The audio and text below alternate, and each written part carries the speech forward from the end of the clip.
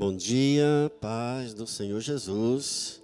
Vamos tomar nossas Bíblias, por favor, no livro de Atos dos Apóstolos, no capítulo 16. Atos 16, nós vamos fazer a leitura do verso 6 ao 10.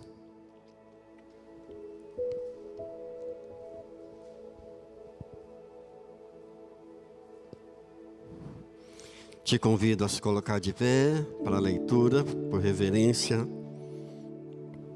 à palavra santa do nosso Deus. Atos 16, verso 6.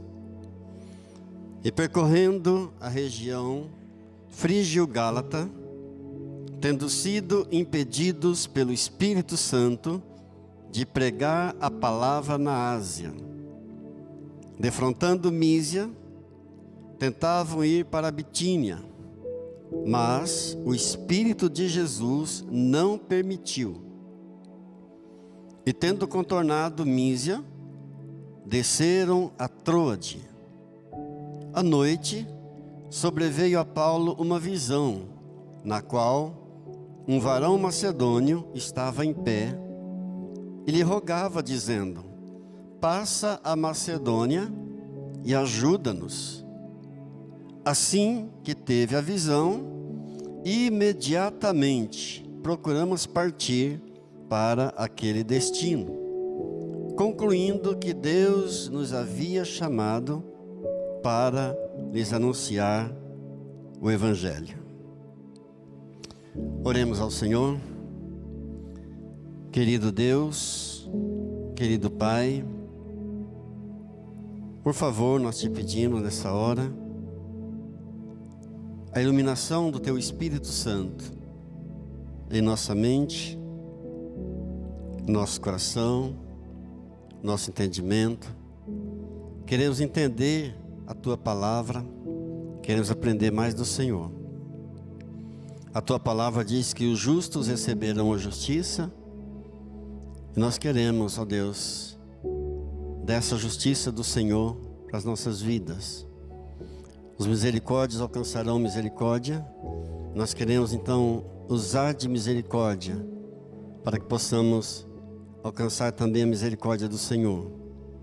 Os puros de coração verão a Deus. Nós te pedimos, purifica o nosso coração. A começar por mim, Senhor, purifica-nos nesta manhã. Perdoe os nossos pecados, nos aceite, nos dê graça, nos dê sabedoria.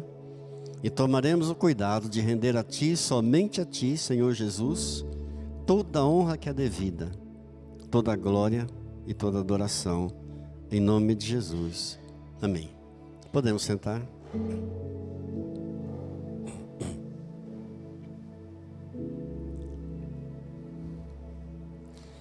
E percorrendo a região frígio-gálata, entendendo a localização geográfica dessa região, estava exatamente onde está hoje a Turquia.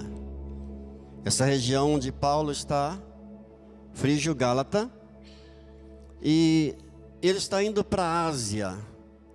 A Ásia era uma província romana, e Paulo está indo para pregar o Evangelho na Ásia. Mas o Espírito Santo impediu. O Espírito de Jesus Cristo não permitiu que eles fossem para esse lugar pregar o Evangelho. Eu confesso que na primeira vez que me deparei com esse texto, eu fiquei assim, meio que por entender. Tipo assim, Deus, como assim? Como o Espírito Santo impedindo o apóstolo Paulo de pregar o Evangelho? Existe coisa mais gloriosa, nem coisa melhor a se fazer na vida do que pregar o Evangelho de Jesus Cristo? Não foi o Senhor Jesus quem disse: ide por todo o mundo, pregai o Evangelho a toda criatura? Mas nós temos uma lição aqui. Pastor, qual é a lição?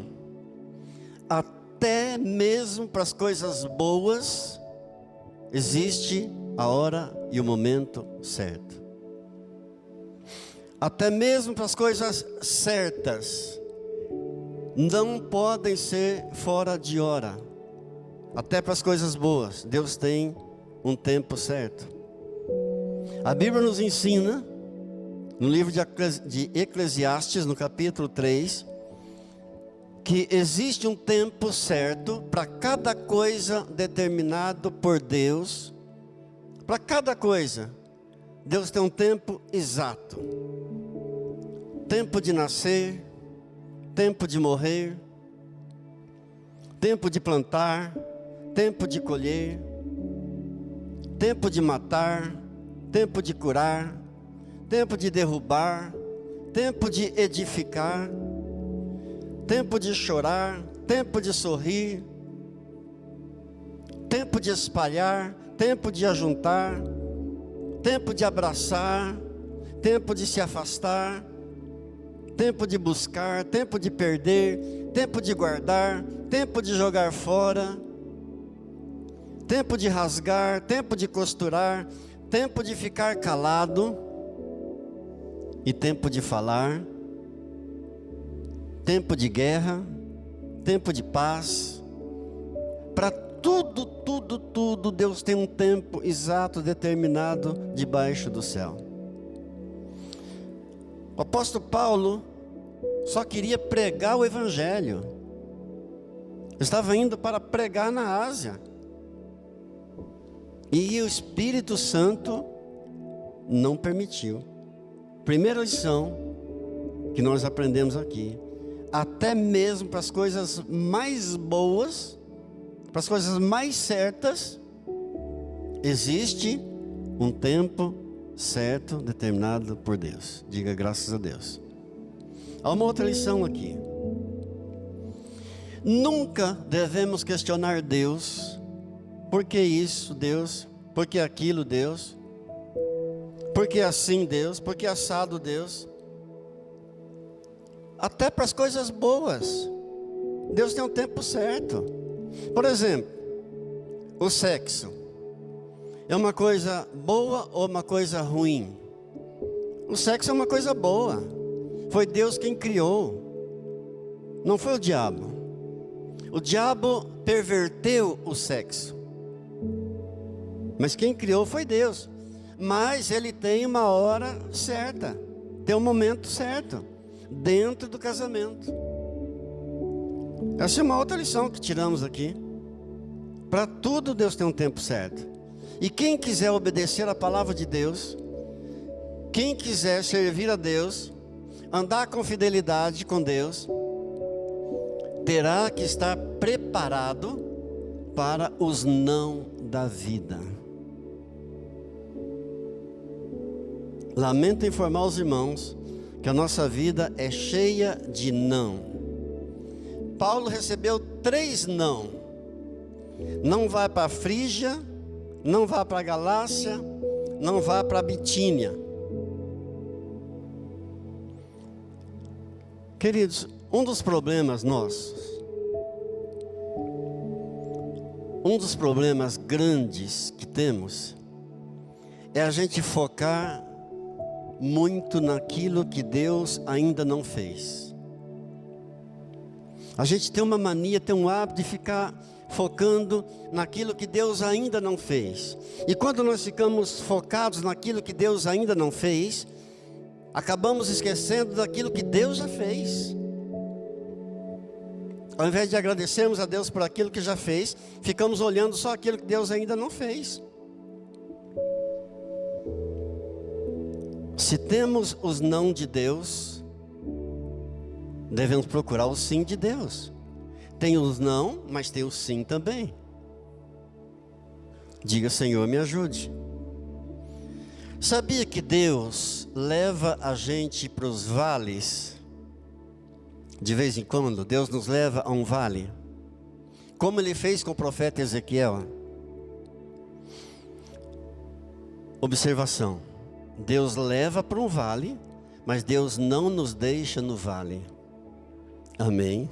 Ele leva a gente para o vale, eventualmente. Ele fez isso com o profeta Ezequiel. Levou o profeta a um vale de ossos sequíssimos, ressequidos. E fez uma pergunta ao profeta: Ezequiel, o que é que você acha desses ossos secos? Poderão eles reviver? E Ezequiel, então, cheio de sabedoria, disse: Senhor, tu sabes. Em outras palavras, Senhor, quem é Deus aqui é o Senhor. Esse negócio de dar vida a ossos secos, isso é com o Senhor. Ou seja, ele ficou na posição dele. Deus, tu sabes, é o Senhor que é o Deus Todo-Poderoso. Então Paulo, não vá para a Frígia, não vá para a Galácia, não vá para a Bitínia, toda a Ásia, não vai pregar ali. Mas Paulo ficou na dele, foi dormir à noite, tem uma visão. E na visão que Deus dá para ele, ele vê um homem, um macedônio, dizendo para ele assim: Paulo, passa para o lado de cá, passa para a Macedônia e vem ajudar a gente. Era a Europa. Não, ou seja, você não vai para a Ásia, você não vai para esses lugares, mas agora você tem toda a Europa aberta para você pregar. E ele entendeu então que era de Deus e foi para lá fazer aquilo que Deus estava mandando. Amados, só porque eu não consegui alguma coisa, só porque eu não alcancei aquilo que eu queria, eu vou parar tudo? Só porque eu não cheguei lá. Tem os não de Deus, mas tem um monte de sim. E nós precisamos ensinar nossos filhos, nossas crianças, que a vida é cheia de não. Eles precisam aprender por quê? Para quando eles crescerem, saberem como lidar com os não da vida. Se não dermos limite às crianças, se não ensinarmos para eles que existe limite, que tem não, eles vão crescer e não vão entender que o mundo lá fora não é igual aqui dentro de casa. E vão pensar que vão poder fazer lá fora tudo o que faz aqui dentro de casa. Porque aqui dentro de casa, os pais se arrebentam para dar tudo para os filhos. E só dizem sim para os filhos. Quando chegam lá fora, eles quebram a cara. Então as crianças precisam de limites, precisam receber não, para aprender que a vida é cheia de não também. Agora, uma coisa nós precisamos entender: é que satisfação completa nós nunca teremos aqui nessa terra. Você está preparado para isso? Satisfação plena, felicidade completa, nunca teremos aqui na terra. Mas pastor, o que é isso? Por quê? Por uma razão bem simples. Desde que o pecado entrou no mundo.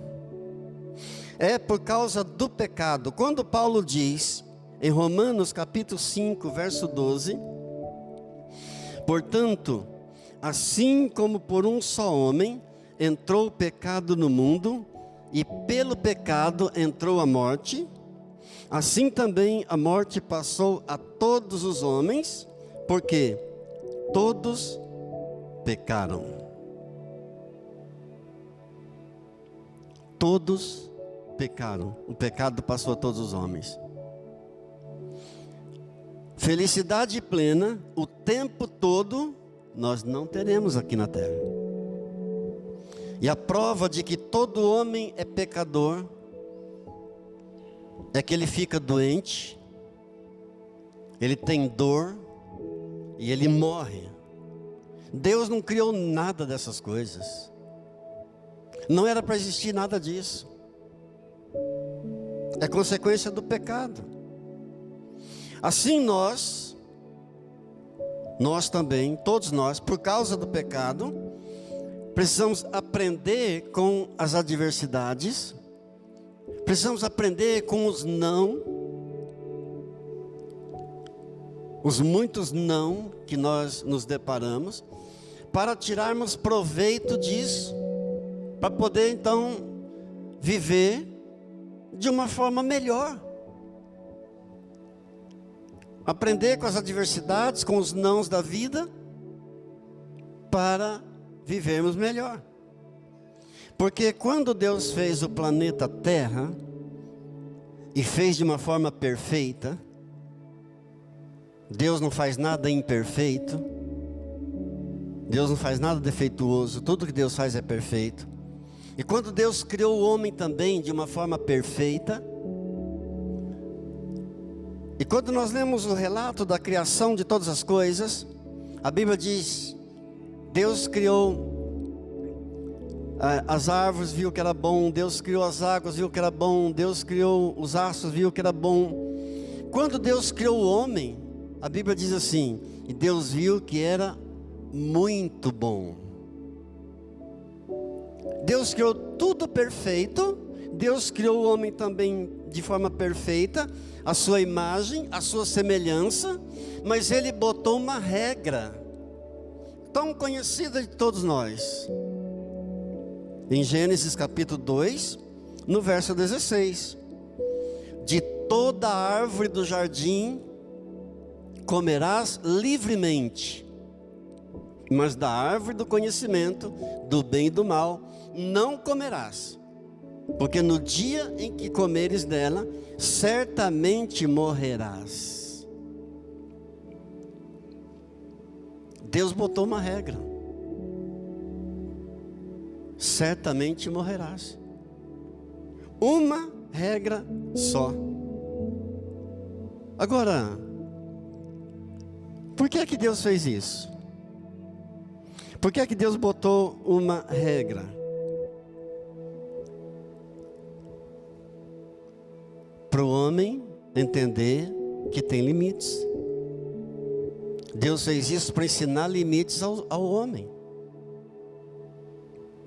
Por isso que eu digo que crianças precisam de limites. Você quer estragar a vida de uma criança? É não pôr limites a ela. Quer estragar uma criança é nunca dizer não para ela, é dizer sim para todas as coisas, o tempo todo. Então Deus botou essa regra, uma única regra, para ensinar aquele homem perfeito, aquele homem criado à sua imagem e semelhança, que existem limites. E que tem um ser que é soberano sobre ele. Para que ele entendesse que tem um Deus acima dele, a quem ele deve obediência. E note que Deus colocou apenas uma regra. De todas as árvores, de todos os frutos, você pode comer livremente. Mas desta única árvore aqui, do conhecimento do bem e do mal, você não vai tocar nela, você não vai comer dela. Certamente morrerás. Agora, depois que o pecado entrou, aí Deus colocou um monte de nãos, um monte de regras. Mas inicialmente Deus havia colocado uma regra só, para estabelecer submissão. Agora, tudo bem, se até para as coisas boas existe a hora certa, o momento certo, então algumas situações acontecem conosco. Eu quero pensar com você em algumas situações que podem acontecer conosco. De repente tem acontecido com alguns de vocês, eu não sei, não conheço cada um, o interior de cada um, mas eu vou falar de algumas coisas que podem acontecer. E olhando para a Bíblia, para a palavra de Deus, nós vamos aprender como lidar com essas coisas, como tratar com essas coisas. Por exemplo, frustrações. Não consegui aquilo que eu queria. não alcancei aquilo que eu planejava, que eu desejava. Então vem a frustração.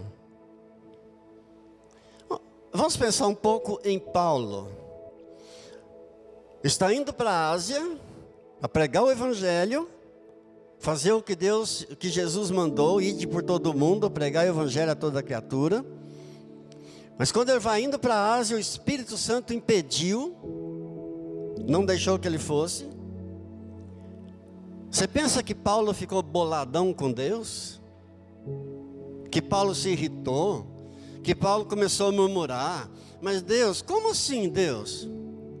Não estou entendendo o Senhor. O que eu estou fazendo de errado? O que eu fiz de mal? Como assim Deus? Eu só quero pregar o Evangelho. Só quero obedecer a voz do Senhor. Você pensa que Paulo ficou bolado com Deus? De jeito nenhum. Foi dormir à noite, tem uma visão de um varão macedônio dizendo: passa para cá, passa para Macedônia e vem ajudar a gente.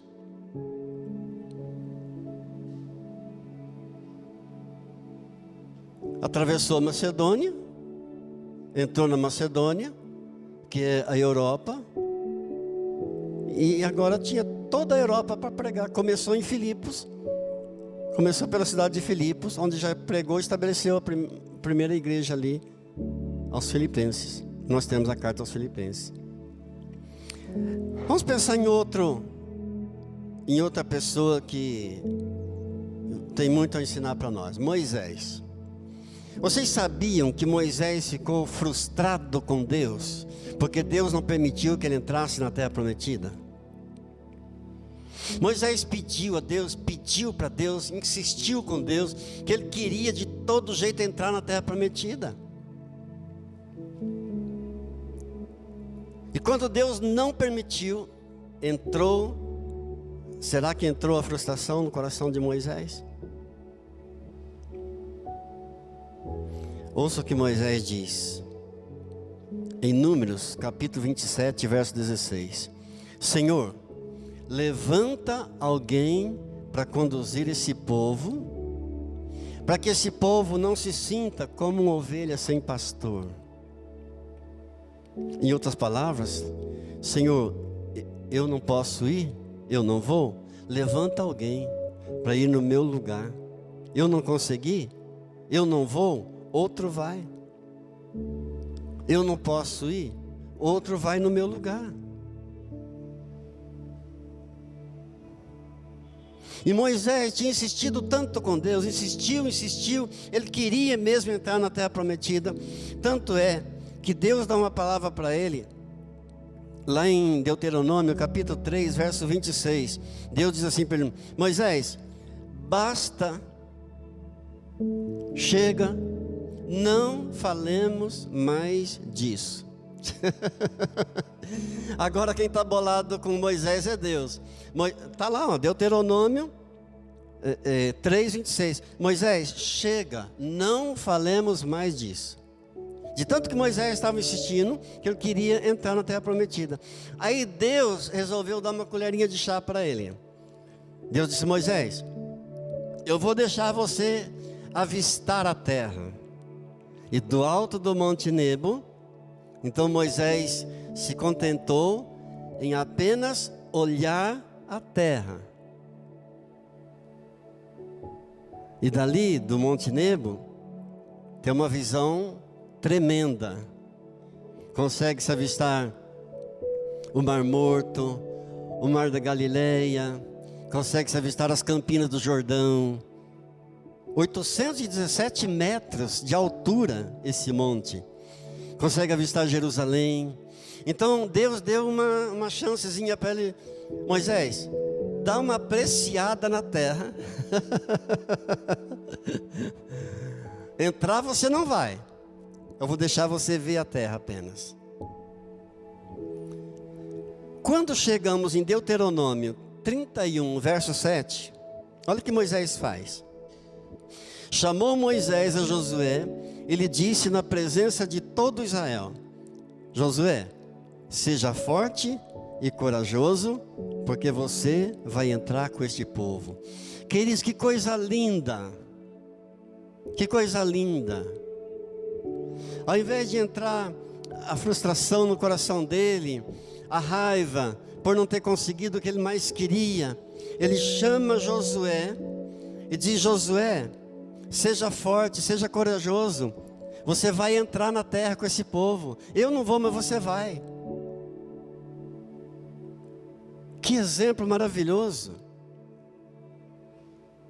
E diz ainda, quando chegamos em Deuteronômio 34, verso 9, que Moisés impõe as mãos sobre Josué, ordena Josué, abençoa Josué, consagra ele, a vida dele. E nesse momento, diz a palavra de Deus, que o espírito de sabedoria se apoderou de Josué, diante de todo o povo, e todo o povo deu ouvidos a Josué, assim como tinha dado ouvidos a Moisés. Que coisa linda. Eu não vou, outro vai no meu lugar. Eu não consegui, eu não alcancei, mas outro pode. Eu não posso, mas outro pode. Diga glória a Deus. Moisés não deixou que a sua frustração impedisse toda a trajetória daquele povo todo.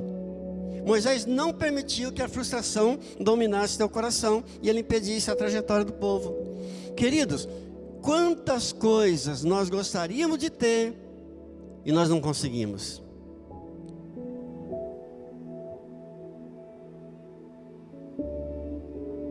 Quantas coisas a gente queria ter, mas a gente não alcançou, a gente não... E por causa disso eu vou parar tudo. Porque você não conseguiu ainda aquilo que você já alcançou, você vai parar tudo.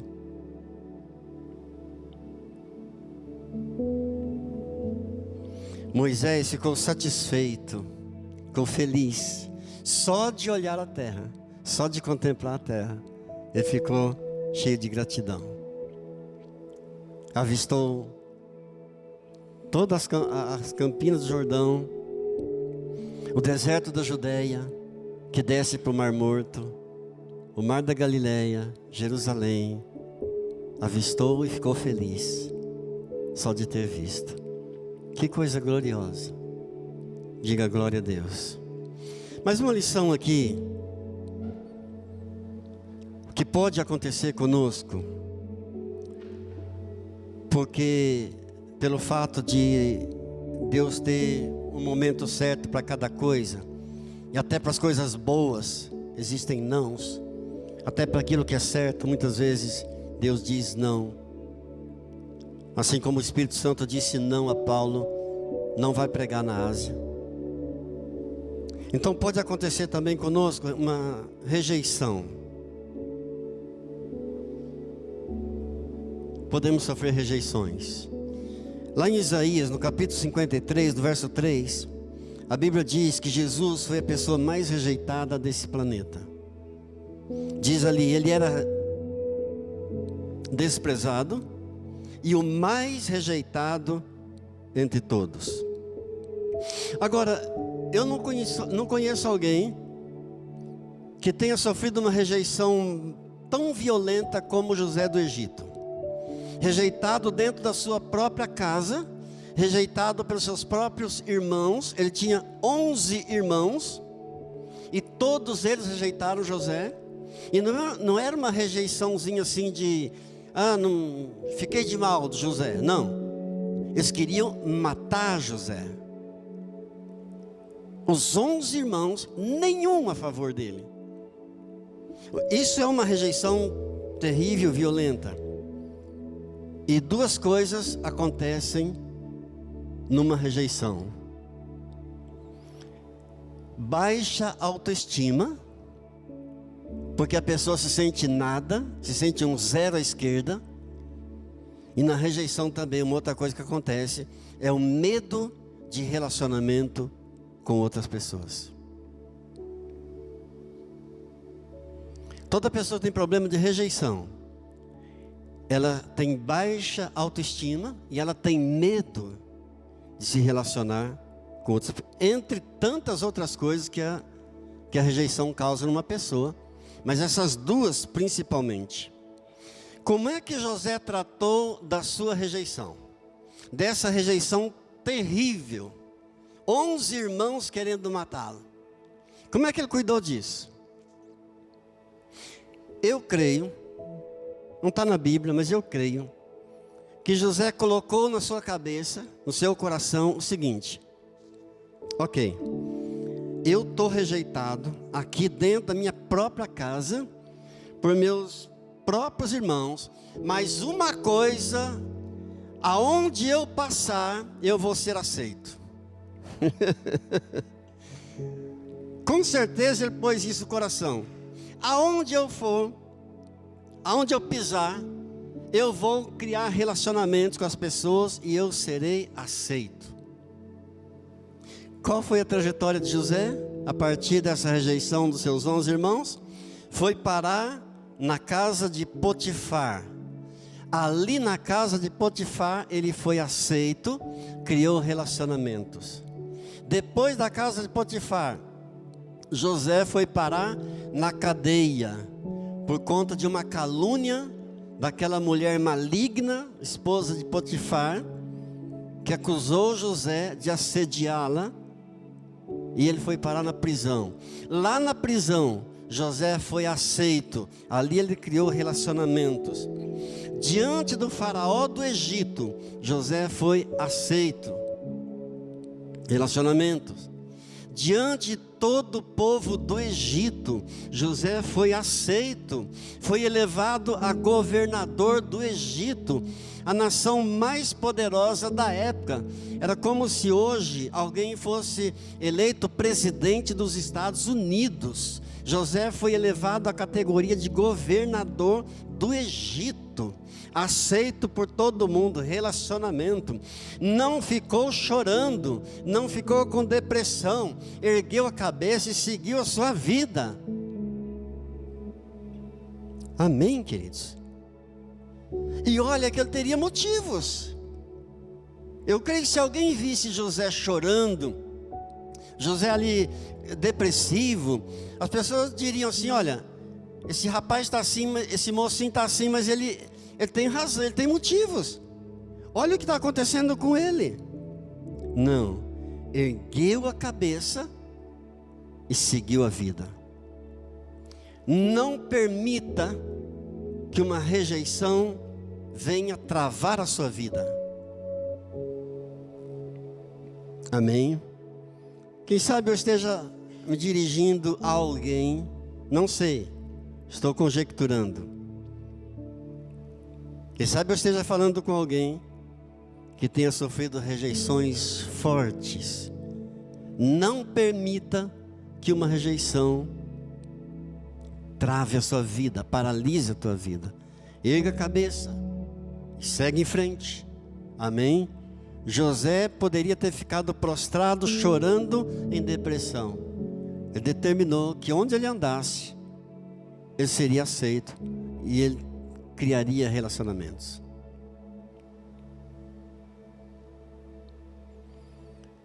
Alguém que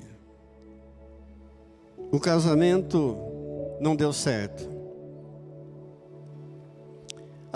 Me trocou por outra.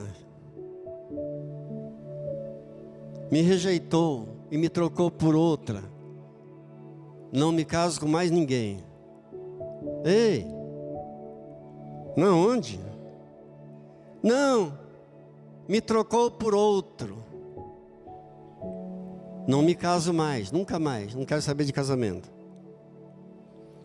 Pensa que todo mundo vai ser igual àquele mau caráter que você conheceu? Tem centenas, milhares de pessoas boas por aí. Um não deu? Vida que segue. Se foi realmente repudiada, verdadeiramente foi rejeitada, traída, tem base bíblica para outro casamento. Está cheio de pessoas boas por aí. Mas tem pessoas que se prostram, se deprimem e não querem mais continuar com a vida. E quantos exemplos nós temos? Quantos casos de pessoas que foram repudiadas, foram rejeitadas, encontraram uma pessoa boa e estão vivendo felizes, seguindo sua vida. Ai, essa igreja, pastor, nessa igreja eu não sou amado, sou rejeitado aqui. Ah, você ama as pessoas? Ninguém me cumprimenta, mas você cumprimenta as pessoas. Ninguém me relaciona comigo, mas você se relaciona com as pessoas. Amigos. Eu tinha um amigo que era maravilhoso, e esse amigo me rejeitou. Não quero mais saber. Ei! Um amigo rejeitou, te decepcionou, te frustrou. Tem outros, tem milhares.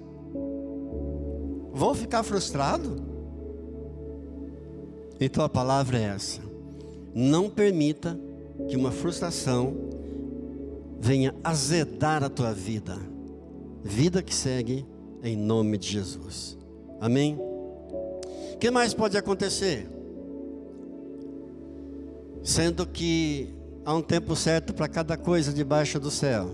Sendo que até para as coisas boas nós temos não. Até para as coisas certas. Podem acontecer decepções. Lá em Atos, no capítulo 15, nós temos o relato de uma briga entre os apóstolos Paulo e Barnabé. Barnabé não era bem do grupo dos 12, não fazia parte dos 12, mas era considerado também como um apóstolo. E Paulo já tinha feito uma viagem missionária com Barnabé e com João Marcos também. Já tinham feito a primeira viagem missionária. Cada viagem de Paulo durava em torno de 2 a 3 anos, mais ou menos. E agora eles estão se preparando para a segunda viagem missionária. E Barnabé quer levar João Marcos novamente, porque era primo dele. Só que Paulo não quer levar João Marcos novamente, porque na primeira viagem, João Marcos abandonou a missão no meio do caminho. Do nada ele desistiu, abandonou a obra, voltou para casa. E Paulo ficou muito decepcionado com aquilo. E agora está preparando para a segunda viagem missionária. E Barnabé falou: não, Paulo, vão levar João Marcos. Paulo disse: de jeito nenhum. Esse não vai, comigo não. Mas Paulo, é meu primo, o cara é bom, vão levar. Não vai, não vamos levar. E diz a Bíblia, queridos, lá em Atos 15, 39, que houve uma briga, uma confusão tão grande entre Paulo e Barnabé por causa disso, que eles se dividiram, se separaram. Barnabé então pegou o primo dele, João Marcos, foi para um lado. Paulo então pegou Silas e foi para outro lado. Pensa que entre os apóstolos era só beijinho e glória a Deus. Quebraram o pau. Só que João Marcos era muito menino, era jovenzinho, não tinha experiência ainda, não tinha maturidade. Por isso que ele fez isso na primeira viagem. Ele decepcionou o apóstolo Paulo. Quando chegamos em 2 Timóteo capítulo 4, verso 11, muitos anos depois, Paulo escrevendo a Timóteo diz assim: traga Marcos para mim, porque ele é útil para o ministério. Olha aí, agora, passado tempos, esse João Marcos é o autor do Evangelho de Marcos. Ele cresceu, amadureceu, e Paulo agora reconhece a utilidade dele e diz: traga Marcos para mim, agora eu quero ele comigo, porque ele é útil para o ministério. Queridos, uma pessoa pode até decepcionar você em uma área da sua vida, mas não significa que ela vai decepcionar você em todas as áreas da sua vida. Uma pessoa pode até decepcionar você, eventualmente, não significa que ela vai decepcionar você o tempo todo. O tempo muda o pensamento das pessoas. As pessoas pensam de uma forma hoje, daqui a um tempo a pessoa está pensando de forma diferente. João Marcos amadureceu. Paulo reconheceu agora, ele é útil, traga ele para mim, eu quero ele comigo agora. Decepcionou lá atrás, lá na primeira viagem missionária, quando era um jovenzinho, inexperiente, imaturo, precisava ainda crescer, precisava ganhar experiência de vida. Agora não, agora é útil, quero ele comigo. Quem sabe eu não esteja me dirigindo a alguém que tenha sofrido decepções e ficou decepcionado e guardou a decepção por muito tempo. Você precisa perdoar essa pessoa ou essas pessoas, se for o caso, porque o tempo muda o pensamento das pessoas. Quem sabe te decepcionou lá atrás, há muito tempo atrás, e você até hoje não perdoou. Precisa perdoar, precisa esquecer e tirar essa mágoa do coração, em nome de Jesus. Diga graças a Deus. Algo mais aqui que pode acontecer conosco são prejuízos, perdas. Queridos, todo mundo sofre perdas nessa vida. A vida não é feita só de vitórias. Esse negócio de glória a Deus, só vitória, vitória, vitória. Epa, peraí, a vida não é feita só de vitórias não. Temos derrotas também. A vida é feita de prejuízos também. Agora, olhando para a Bíblia, ninguém sofreu mais perdas nessa vida do que Jó. A Bíblia diz que Jó era o homem mais rico do Oriente, o mais rico. E de uma vez só, Jó perdeu seus 10 filhos. Pensa no que é perder 10 filhos de uma vez. 3.000 camelos, 500 juntas de bois e 500 jumentas. O camelo era um animal preciosíssimo, caríssimo na época, porque era o único meio de transportar cargas. E o transporte de cargas era através de camelos. Ele perdeu os 10 filhos, 3.000 camelos, 500 juntas de bois e 500 jumentas. Agora diz lá a Bíblia em Jó, no capítulo 2, no verso 10, que em tudo que perdeu, Jó não murmurou. Isso é tremendo. Isso é tremendo. Isso é uma lição, um exemplo maravilhoso para nós. De tudo que ele perdeu, não pecou pela boca, não murmurou.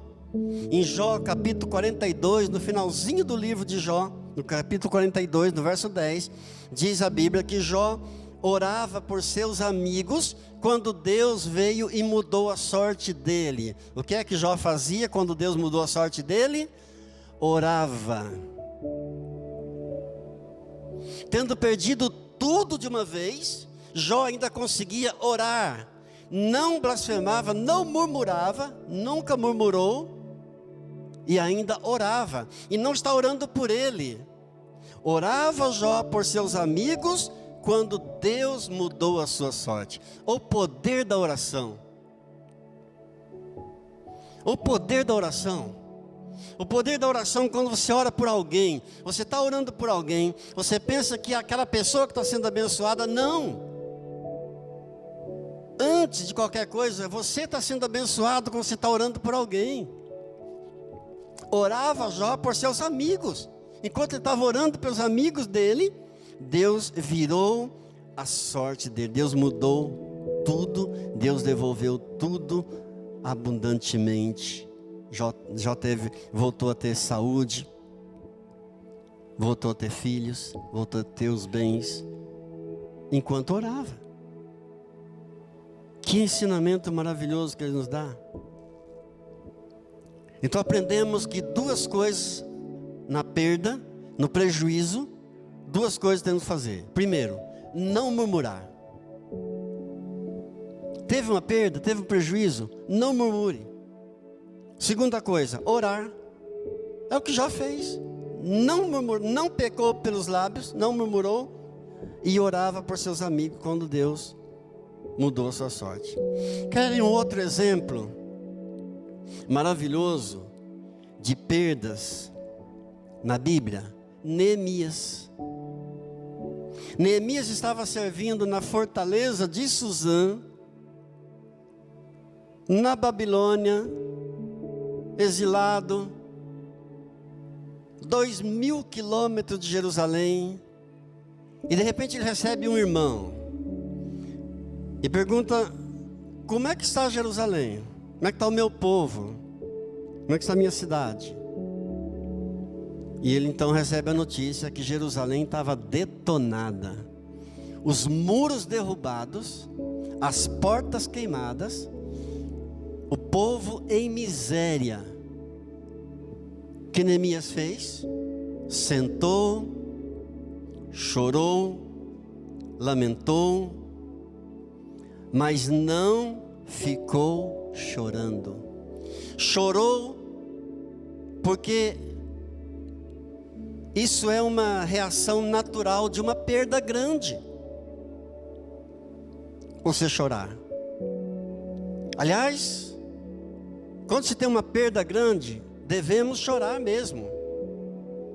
Devemos extravasar, botar para fora esse sentimento ruim. Chorar vai fazer bem, mas não ficar chorando, não permanecer no choro.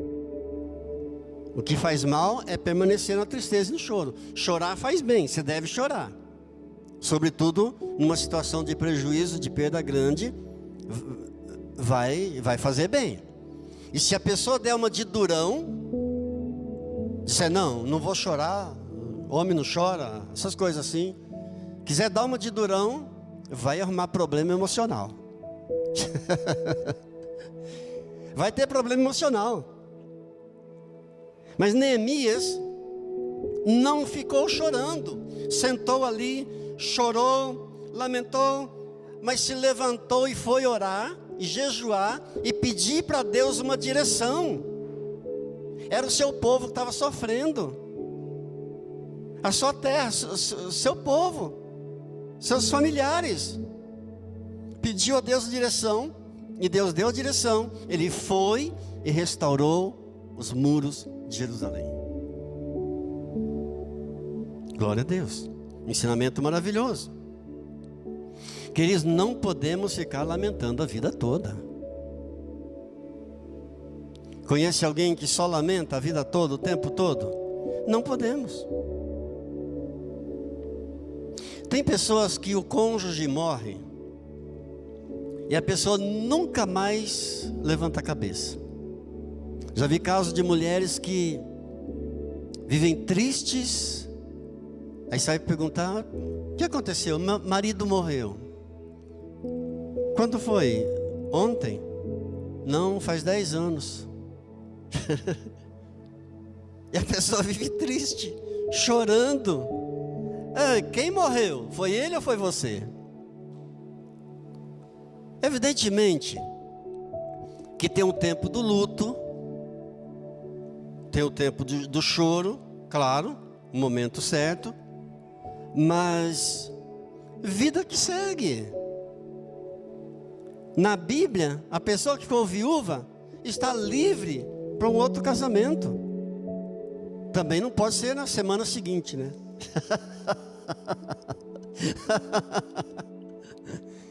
Se for na semana seguinte, aí já é falta de respeito. Espero o morto esfriar, pelo menos. Mas, já indo para o final aqui,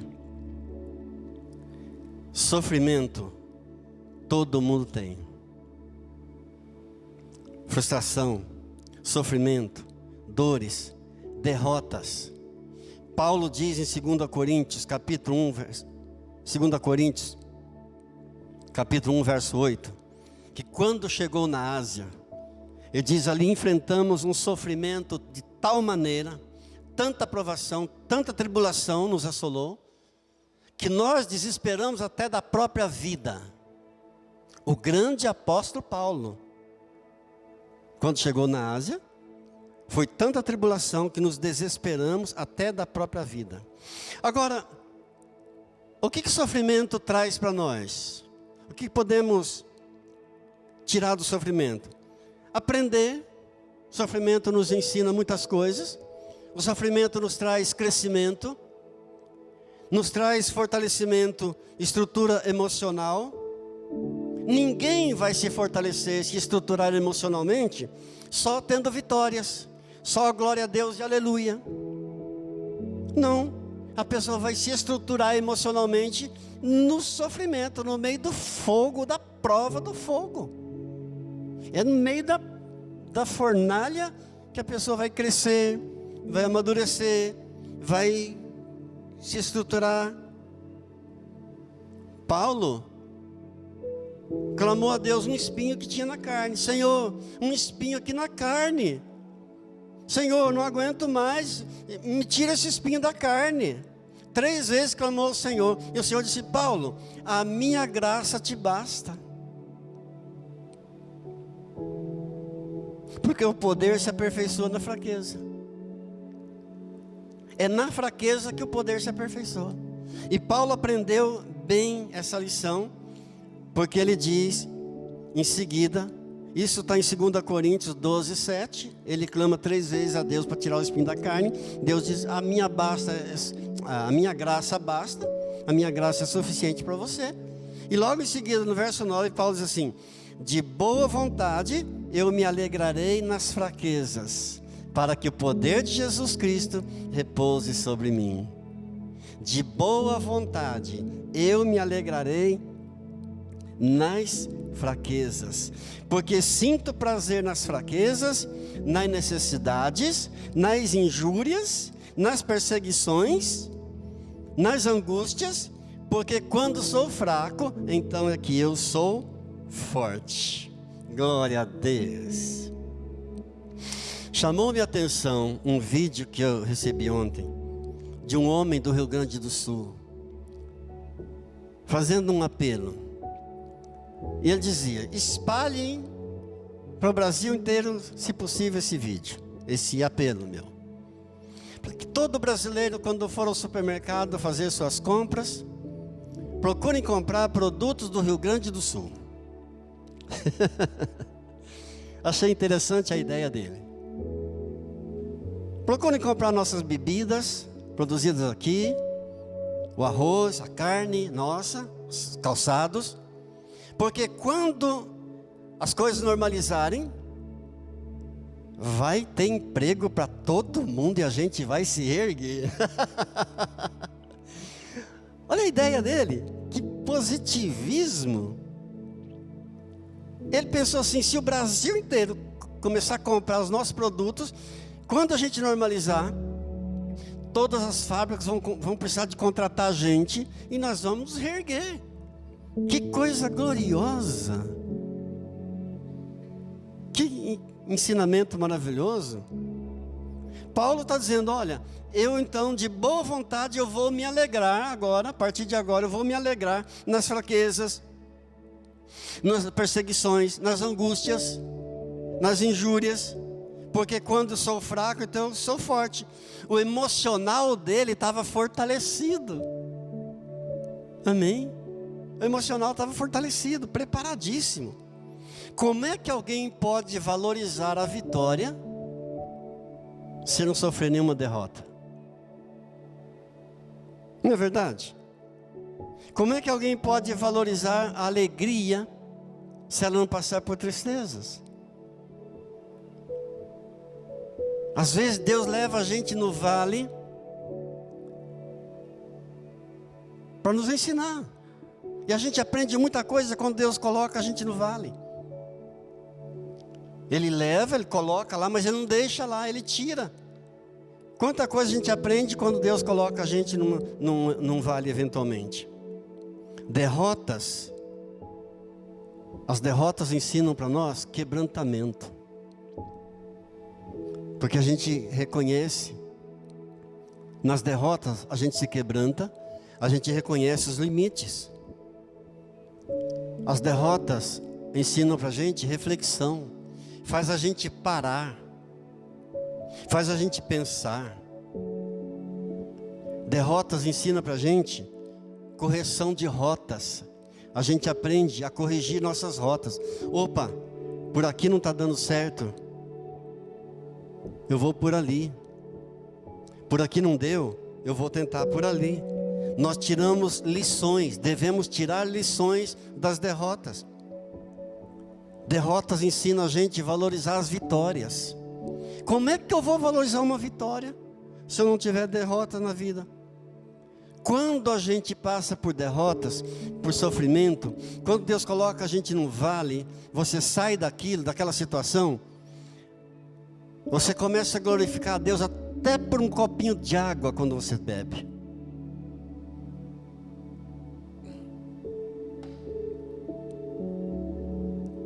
Tiramos muitas lições, queridos. Você começa a glorificar a Deus por tudo. Eu não valorizava, não me preocupava muito com a saúde. Não me preocupava muito. Depois que Deus me levou a um vale por um período, vai ver hoje. Uma castanha todo dia, farelo de aveia todo dia, um ovo todo dia, uma verdura cozida todo dia. Eu não valorizava. Mas nós tiramos lições dos vales, tiramos lições das derrotas, dos sofrimentos. Amém? Diga graças a Deus. Alguns últimos conselhos para a gente finalizar. Eu digo para você, não subestime essas coisas. Que coisas, pastor? Frustrações, rejeições, decepções, perdas, prejuízos, sofrimentos, derrotas. Não subestime, mas também não supervalorize essas coisas, senão você pode se complicar. Amém? Temos que reconhecer que essas coisas fazem parte, existem, precisamos reconhecer que existem. Fazer o que com isso? Nunca se entregue a nenhuma dessas coisas. Não se entregue a frustrações, às rejeições, às decepções, às derrotas, aos sofrimentos, às perdas. Lá em Provérbios, capítulo 24, verso 10, a Bíblia diz assim: se te mostras fraco no dia da angústia, é porque a tua força é pequena. Citamos esse versículo domingo passado também. Se você se mostrar fraco no dia da angústia, se você se entregar ao problema, você não terá força para lutar com aquele problema. Então a tua força será pequena. João 16, 33. Jesus disse: no mundo tereis aflições, mas não desanimem. Tende bom ânimo, porque eu venci o mundo. É o ânimo que faz você acreditar na vitória. O ânimo que vai fazer você crer na vitória. Então, no mundo tereis aflições, mas tende bom ânimo. Como essa pessoa que eu citei, esse homem do Rio Grande do Sul, cheio de ânimo, pensando assim: meu Deus, se o Brasil inteiro comprar nossos produtos, não vai faltar emprego para ninguém, a gente vai se reestruturar novamente. Louvado seja Deus. Então, reconheça que essas coisas existem, mas reconhecer não significa se entregar. Amém? Reconheça que essas coisas existem, todas elas que eu citei aqui para você, mas não se entrega. Lá em Jó, no capítulo 2, no verso 9, a mulher de Jó diz assim para ele: Jó, você vai continuar sendo fiel a esse seu Deus? Amaldiçoa logo Deus e morre de uma vez. E a resposta de Jó qual foi? Mulher, você está falando como uma doida. Tendo nós recebido todos os bens de Deus, não receberíamos também o mal? Ele não está dizendo que aquilo que aconteceu com ele foi coisa boa. Não é isso. Ele está dizendo: tendo nós recebido tantos bens de Deus, não receberíamos também o mal? Você está falando como uma doida.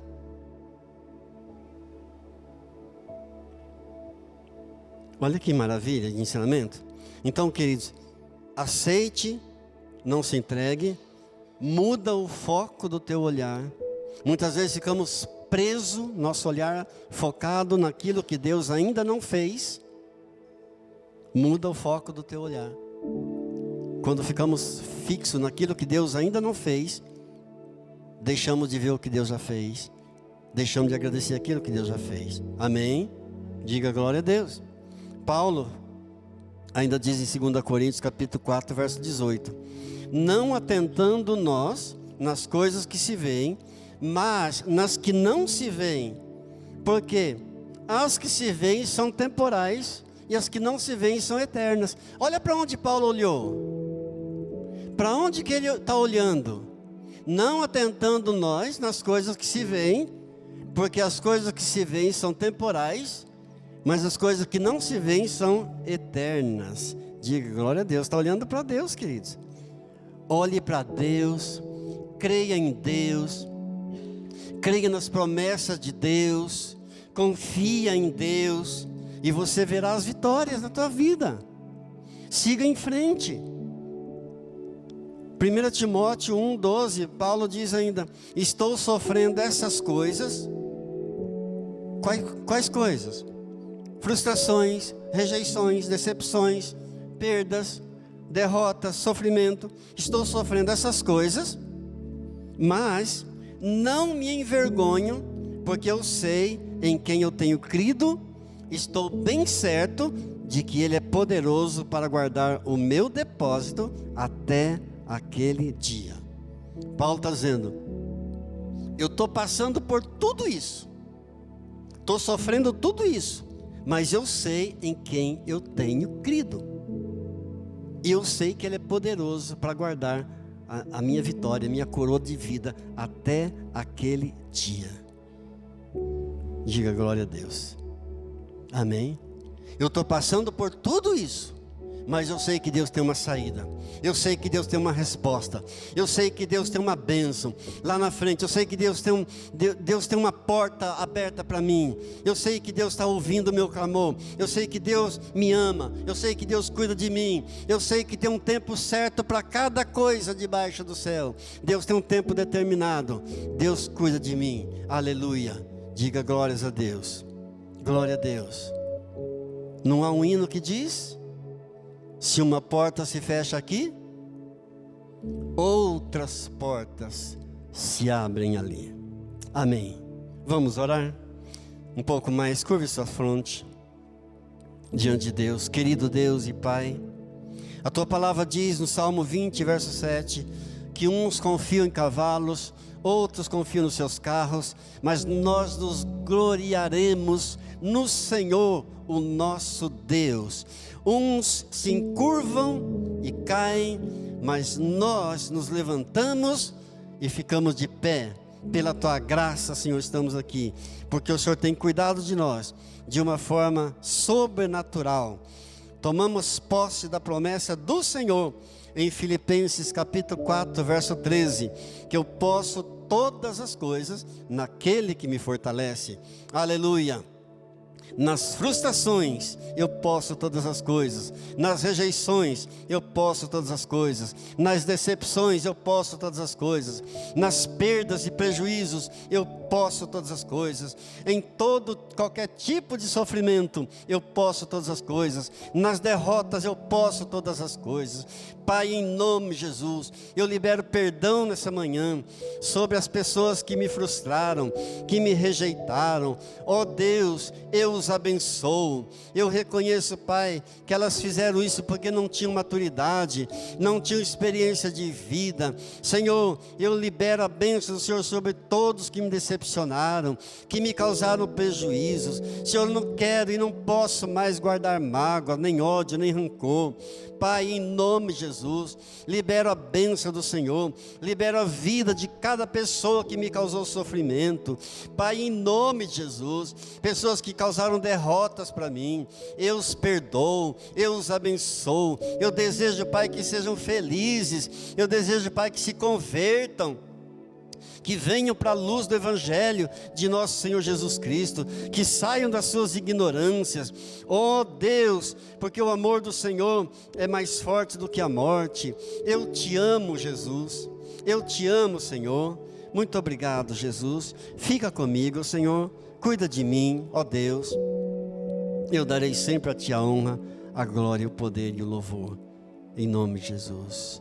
Ore pela pessoa que está próxima de você. Abençoe essa vida. Libere uma palavra de bênção. Perdoa se for preciso perdoar de alguma coisa. Oh Deus, muito obrigado, Senhor. Foi por amor que o Senhor morreu por mim. E por amor, Senhor, eu perdoo os meus inimigos. Eu perdoo as pessoas que me ofenderam, que me magoaram. Porque o amor do Senhor é puro. Os puros de coração verão a Deus. Eu quero ser essa pessoa pura de coração. Me ajude, ó Deus, nesse momento. Foi por amor que o Senhor ressuscitou dos mortos. É por amor que o Senhor intercede por mim. E o Senhor continua intercedendo por cada um de nós. Oh Jesus querido, é por amor que o Senhor está vivo no meio de nós. Ressuscitaste dentre os mortos, venceste a morte, venceste o mundo, venceste o diabo, venceste o pecado, por amor de mim, para me salvar. O grande amor do Senhor, o grande poder do Senhor, que ressuscitou Jesus dos mortos, continue operando na minha vida, continue operando na vida dessa igreja, continue operando na vida daqueles que estão passando por lutas, aos que estão nos vales nesse momento. Eu oro por cada um deles, aos que estão com alguma enfermidade, aos que estão se recuperando, aos que estão em tratamento. Eu abençoo, Pai, em nome de Jesus. Que o amor, o grande amor do Senhor, que ressuscitou Jesus dos mortos, venha operar em cada dizimista, em cada ofertante que tem abençoado a casa do Senhor, que tem sustentado a obra do Senhor. Pai, graças te damos, ó Deus, por tudo, em nome de Jesus, amém. Amém. Te convido a ficar de pé, erguer nossas mãos para o alto. Olhe para Jesus. Eu quero liberar uma palavra de bênção sobre a tua vida, uma palavra profética sobre a tua vida e sobre a tua família. Pai, em nome de Jesus, derrama sobre cada lar, sobre cada família aqui, uma bênção especial nesse dia, Pai. Especialmente, Pai, nós oramos pelas mães e abençoamos cada mãe desta nação, ó Pai. Oh Deus, inunda o coração delas com teu amor, com a tua graça, com a tua misericórdia. Muito obrigado, ó Pai. A Ti toda a honra, toda a glória, todo o poder e todo o louvor, em nome de Jesus, amém. A graça do Senhor Jesus, o amor do Pai e a comunhão do Espírito Santo seja sobre a tua vida, sobre a tua casa e a tua família, hoje e sempre, amém. Shalom.